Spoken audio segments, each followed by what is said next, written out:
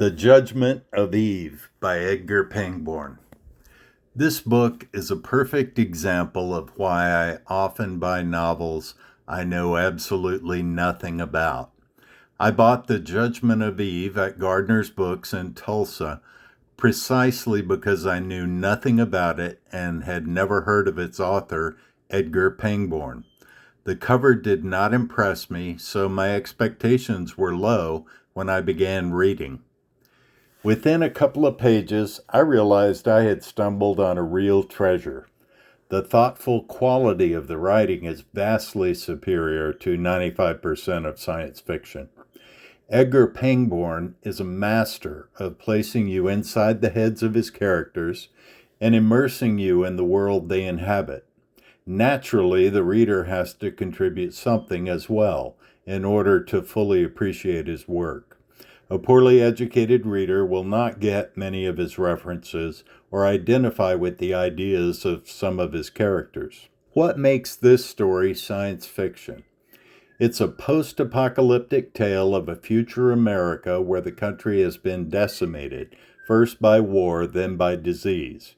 Science created the weapons that destroyed cities, and science failed to eradicate the plague that decimated the survivors of the war. Those are the only two nods to science in this rich story that could otherwise have happened during any era in human history. Human nature, the alliances, competitions, quests, and rewards arising from our nature, these are the subjects of Pangborn's book. After the fall, Eve and her mother Alma live a life of quiet desperation, isolated from contact with other humans. Except for the pathetic mutant Caleb, who is incapable of speech, but understands simple commands and helps with chores on their dilapidated farm. Years have passed with no human visitors to the farm.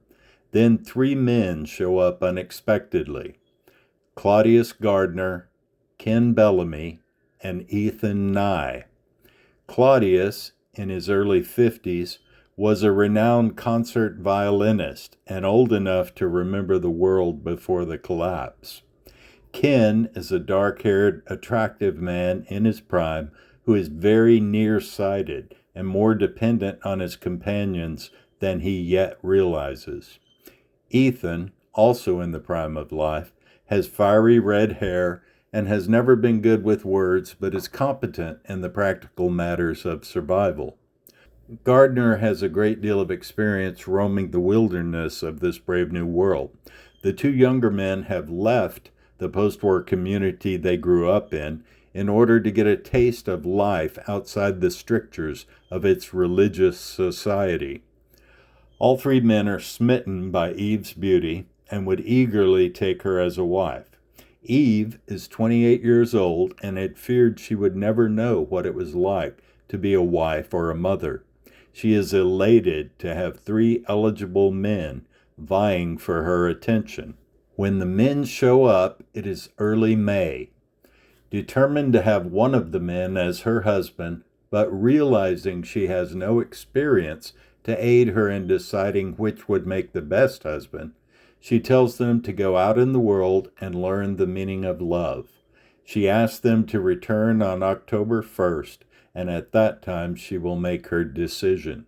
Here, Eve is exercising great wisdom. Life on this farm will be difficult at best and full of responsibilities. She does not want to marry a man who is no longer interested in her after a few months out on the road. Until the men met Eve, they were trusting companions. Now their attraction to Eve brings aggression and distrust, especially between the 2 younger men. Ethan sets out on his own to the north. Gardner feels protective of Ken Bellamy because of the younger man's poor vision. He takes Bellamy to an abandoned town and has him try on glasses at what remains of an optometrist shop. Only now does Bellamy realize how crippled he had been, how vulnerable. His elation at being able to see clearly for the first time in his life is tempered by his fear that this is some sort of sorcery. Gardner sets off to the south, and Bellamy determines to go west. For the next 5 months, the men pursue separate quests, encountering challenges that force each of them to grow. When they return to Eve, they may be better equipped to tell her what love is. In any case, all three will be forever changed. In 1882, the Century magazine published a short story by Frank R. Stockton called The Lady or the Tiger. This story has been included in many anthologies and textbooks. It was required reading when I was a teenager. Anyone familiar with the story knows exactly what made it unique. Stockton's story was most certainly an influence on Edgar Pangborn as he constructed the Judgment of Eve.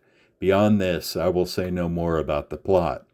Edgar Pangborn was born to a particularly literary family.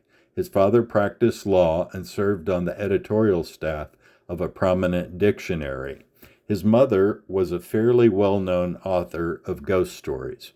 His first love was music, and he enrolled in music studies at both Harvard and the New England Conservatory of Music. Music plays a large part in many of Pangborn's writings, and this novel is no exception.